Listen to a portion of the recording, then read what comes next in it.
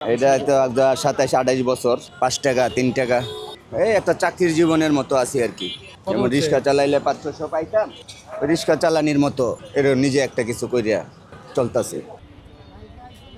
রাস্তার পাশের ছোট্ট এক ভ্যানগাড়ির দোকান, কিন্তু স্বাদের টানে প্রতিদিন ভিড় করেন এখানে নানা শ্রেণী পেশার মানুষ। কেউ দিনমজুর, কেউ রিক্সা চালক, আবার কেউ বা শিক্ষার্থী। অনেকের কাছে এই বিরিয়ানি এখন পরিচিত হয়ে উঠেছে গরিবের বিরিয়ানি নামে। জাঁকজমক নেই, আধুনিক সাজসজ্জাও নেই, তবুও সকাল থেকে রাত পর্যন্ত এখানে ব্যস্ত সময় পার করেন এই বিক্রেতা। প্রায় ২৮ বছর ধরে একই জায়গায় বিরিয়ানি বিক্রি করছেন তিনি। জীবনের নানা সংগ্রামের মধ্যেও ছাড়েননি নিজের পেশা। রিক্সা চালিয়ে আয় করার সুযোগ থাকলেও নিজের হাতে কিছু করার ইচ্ছাতেই এই ব্যবসাকে আঁকড়ে রেখেছেন তিনি।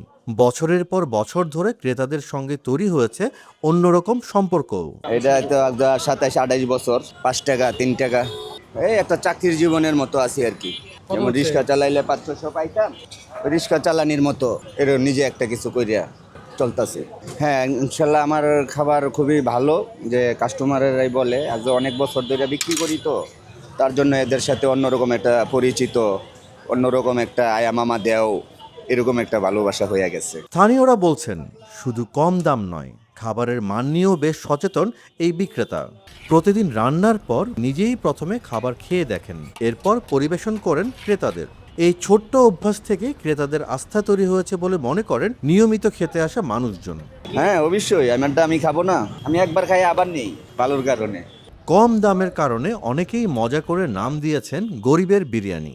তবে নাম যাই হোক, স্বাদ আর আন্তরিকতায় জায়গা করে নিয়েছে মানুষের মনে এই বিরিয়ানি।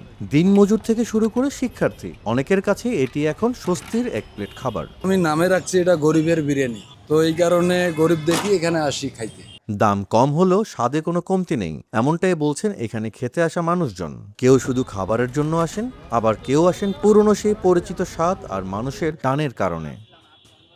২৮ বছর পুরনো এই বিরিয়ানির দোকান এখন অনেকের কাছেই শুধু খাবারের জায়গা নয়, বরং এক টুকরো আবেগের নাম।